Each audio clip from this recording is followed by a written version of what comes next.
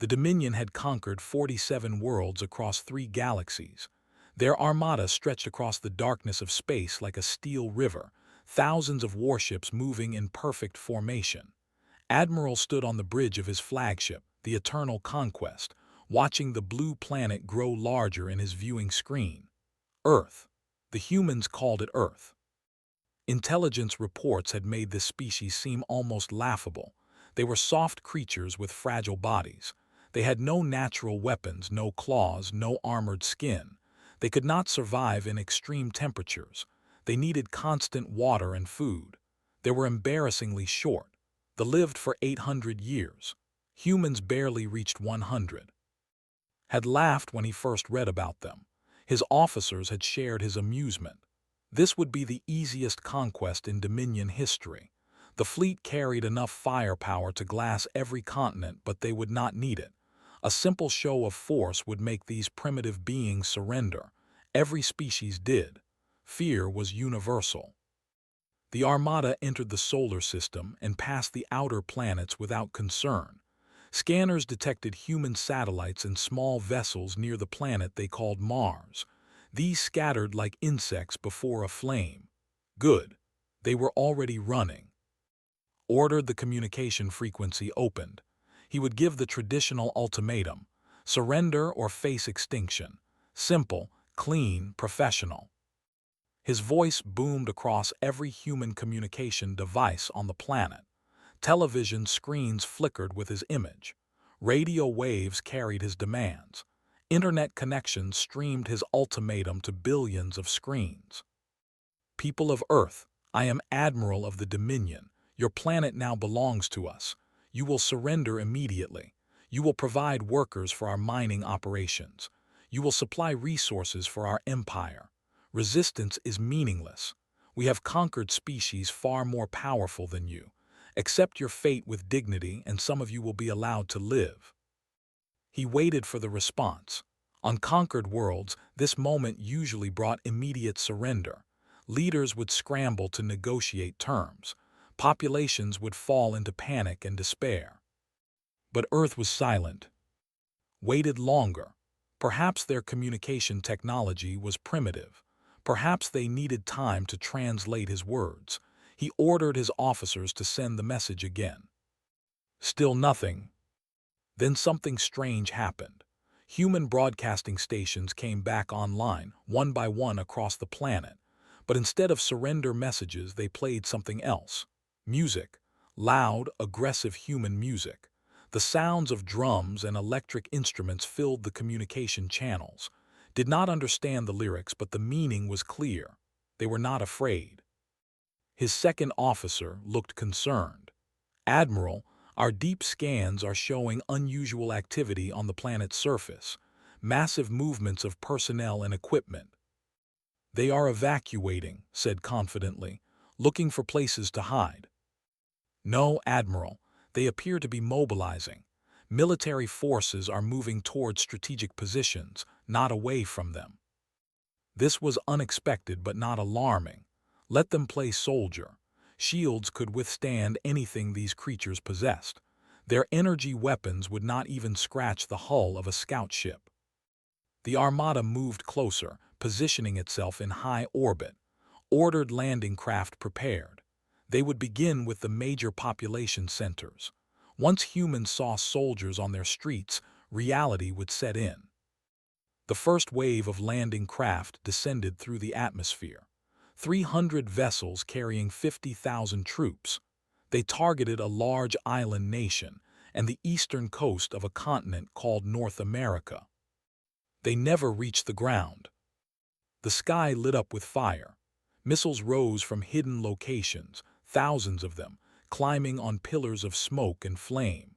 Anti-aircraft systems that the scans had somehow missed opened fire from underground bunkers. The landing craft had shields, but they were designed for space combat, not this concentrated ground assault. Watched in disbelief as 200 of his landing craft exploded before touching down. The remaining 100 crashed or made emergency landings far from their target zones. "What is happening?" he demanded. "Admiral, they were ready for us. They had weapons concealed underground. Our scans did not detect them because they were powered down. Powered down.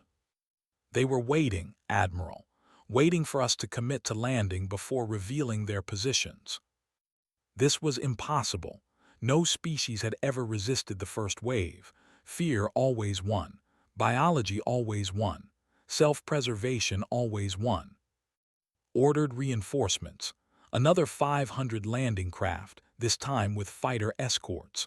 They would overwhelm these defenses with sheer numbers. The second wave descended, and this time, human aircraft rose to meet them. They were primitive machines powered by burning fuel, fragile things that should have been no threat. But there were so many of them.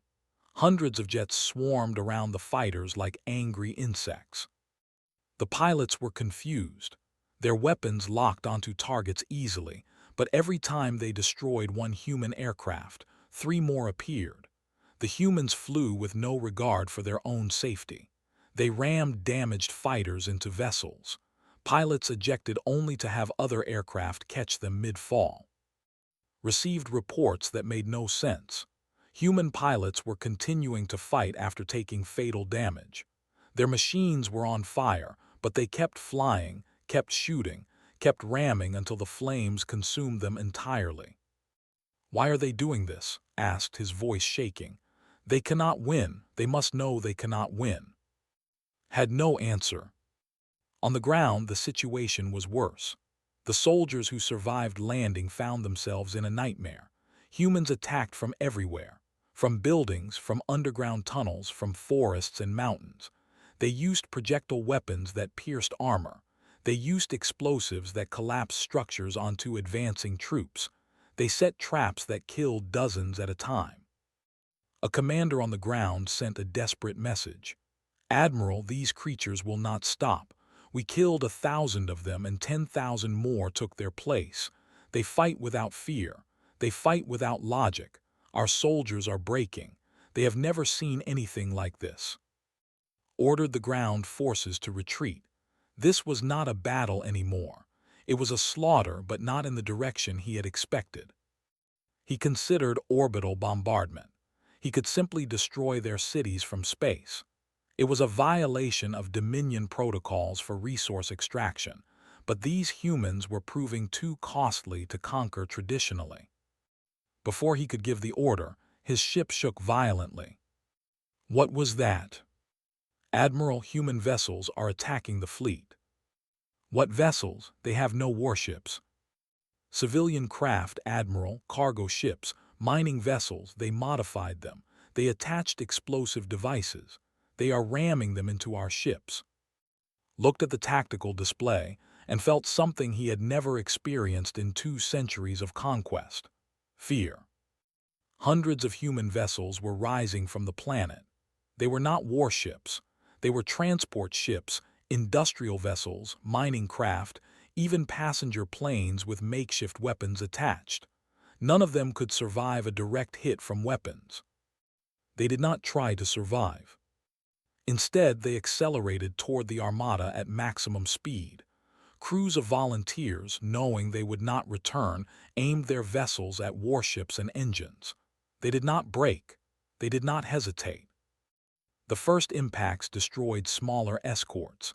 Then larger strikes began hitting cruisers. A modified cargo vessel, filled with mining explosives, struck the engine section of a battleship. The resulting explosion consumed 3 nearby frigates.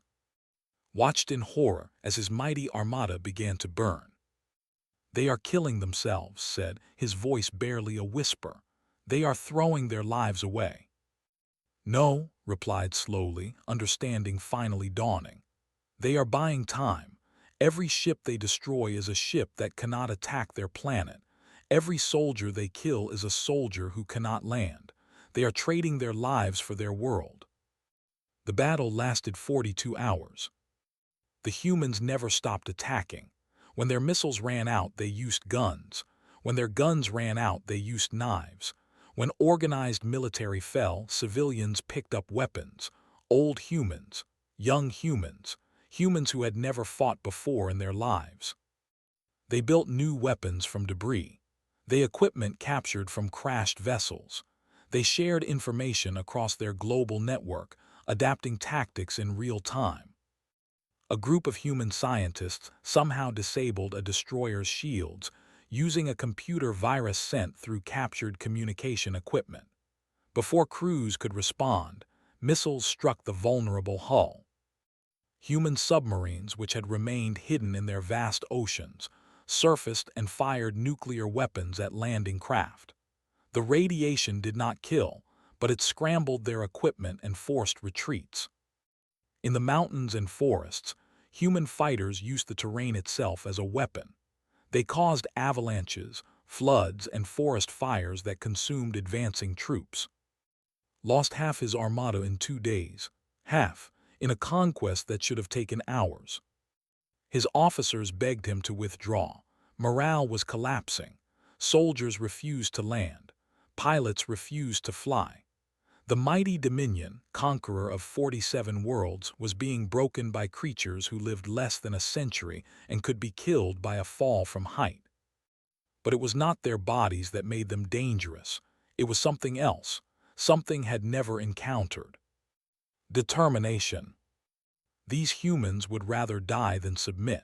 They would sacrifice everything, absolutely everything, for their world and their people. There was no calculation in their resistance, no weighing of survival odds.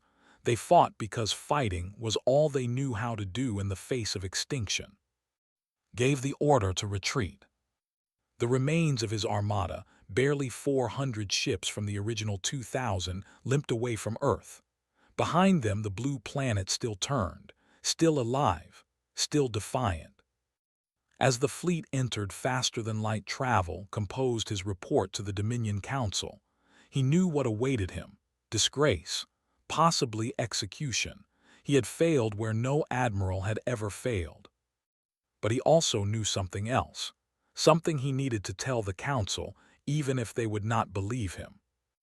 Earth could not be conquered, not by the Dominion, not by anyone. Because humans did not fight like other species. They did not calculate odds or preserve themselves above all else.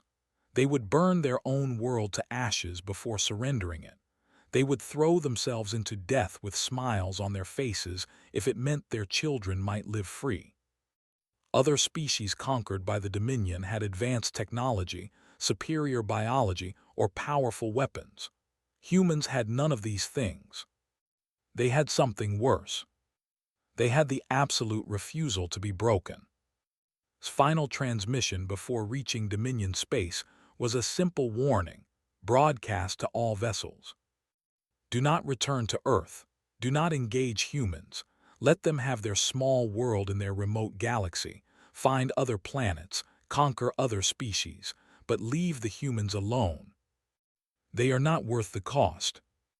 Back on Earth, the survivors began to rebuild. Cities were damaged. Millions were lost. The scars of the battle would remain for generations. But humanity had won. They had faced the darkness between the stars, and they had not blinked. They had shown the universe what they were made of. And somewhere in the vast network of galactic civilizations, word began to spread. Stories of the blue planet that could not be taken. Tales of the short-lived creatures who fought like immortal warriors. The universe learned a lesson that day. Humanity was not weak. Humanity was dangerous. And humanity would never, ever kneel.